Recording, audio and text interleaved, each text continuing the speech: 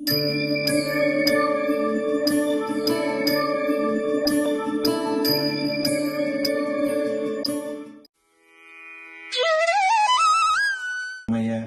பண்பாட்டிலே புத்தாண்டு என்பது தெய்வ வழிபாட்டோடும் பெரியோருடைய ஆசையோடும் சேர்ந்து செய்கின்ற ஒரு சுப நாளாகும்.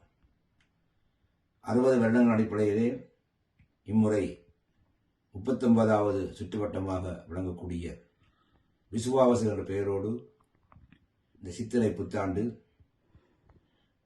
13ஆம் தேதி இரவு திருக்கணித பஞ்சாங்கப்படி இங்கிலாந்து நேரத்திற்கு 10:51 பிறக்கின்றது. இதுவே இங்கிலாந்து நேர கணிப்பின்படி வாக்கியத்தின் பிரகாரம் இரவு 9:59 பிறக்கின்றது. எதுவாக இருந்தாலும் 13ஆம் தேதி சூரிய அஸ்தமனத்துக்கு பிறகு இவை இந்த சங்கராந்தி மேட சங்கராந்தி நடைபெறுவதால் சித்திரை தமிழுக்கு ஒன்று என்பது 14ஆம் தேதி திங்கட்கிழமையே கைகூடுகிறது. பொதுவாக சூரிய அஸ்தமனத்துக்கு பிறகு வருகின்ற சங்கராந்தி மேடமாக இருக்கலாம், மகரமாக இருக்கலாம், எந்த ராசிக்கும் அந்த சூரியன் பிரவேசம் செய்கிற பொழுது சூரியன் மறைந்த பிற்பாடு பிரவேசம் செய்தால் அடுத்த நாள் தான் தமிழ் மாதப்பிறப்பாக முதலாவது நாளாக கொள்ளப்படும். அந்த வகையிலே ஏப்ரல் மாதம் 14ஆம் தேதி திங்கட்கிழமை சித்திரை புத்தாண்டாக சித்திரை மாதம் ஒன்றாக கணிக்கப்படுகிறது. 12 ராசிகளுக்குள்ளே முதலாவது ராசிய மேட ராசிக்குள்ளே சூரியன் பிரவேசம் செய்கின்ற அந்த காலம்தான் சித்திரை புத்தாண்டு நாங்கள் கொண்டாடி கொண்டிருக்கின்றோம்.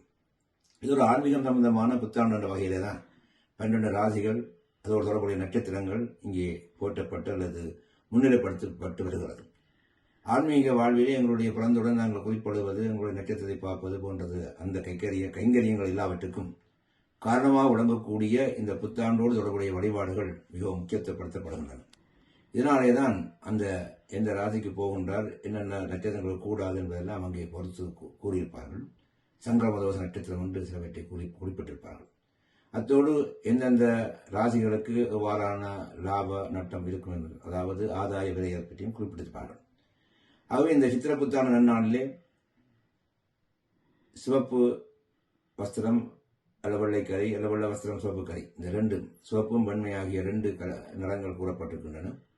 ஆகவே அடியவர்கள் இந்த விசுபுண்ணிய காலத்தை வருஷப்பிறப்பு, அதாவது அந்த வருஷம் பிறக்கிற நேரத்துக்கு முன்பின்னாக 4 மணித்தியாலும் குறிப்பிட்டிருப்பார்கள். இது இரவே நடைபெறுவதால் காலையிலே அந்த மரத்தினை வைத்து நீங்கள் நீராடி ஆலயங்களுக்கு சென்று வழிபாடு செய்து கொள்ளலாம். சித்திரை உண்டாகிய 14ஆம் தேதி திங்கட்கிழமை காலையிலே அந்த மரத்தினையில மறுநாள் நீங்கள் ஆலயங்களை பெற்று இந்த சித்திர புத்தாண்டை கொண்டாடி கொண்டு பெரியோர்களை முக்கியமாக நமஸ்காரம் செய்து அவர்களிடம் கைவிசேஷம் வாங்குகின்ற ஒரு நிகழ்வு நடைபெறும். கைவிசேஷம் என்பது எங்களுடைய வரவு செலவுகள் எவ்வளவாக இருந்தாலும் கூட நல்ல முறையில் எங்களுக்கு அந்த செல்வ பெருக்கு இருக்க வேண்டும் என்பதை குறிப்பாக உணர்த்துவதற்காக நெல்லிலே கொஞ்சம் காசு வைத்து பெரியவர்கள் கொடுப்பார்கள்.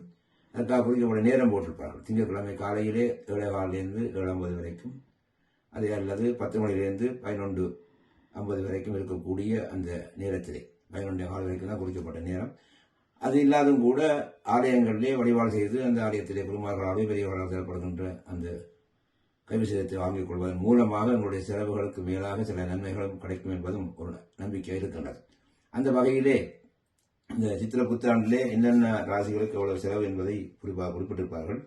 மேட விருச்சிக ராசிகளுக்கு 2 வரவும் 14 செலவும், இடவம் துலா ராசிகளுக்கு 11 வரவும் 5 செலவும், மிதுனகனி ராசிக்கு 14 வரவும் 2 செலவும், கடகராசிக்கு 14 வரவும் 8 செலவும், சிங்க ராசிக்கு 11 வரவும் 11 செலவும், தனுசு மீன ராசிக்கு 5 வரவும் 5 செலவும், மகரம் கும்ப ராசிகளுக்கு 8 வரவும் 4 செலவுமாக இது பொதுவாக குறிப்பிட்டிருப்பார்கள். இது வீடுகளில் உள்ளவர்களுடைய ராசி நட்சத்திரங்களை பொறுத்து மாறும், அது உங்களுடைய கோஜர பலனை பொறுத்து உங்களுக்கு மாறக்கூடும். இது பொதுவான ஒரு பலன்.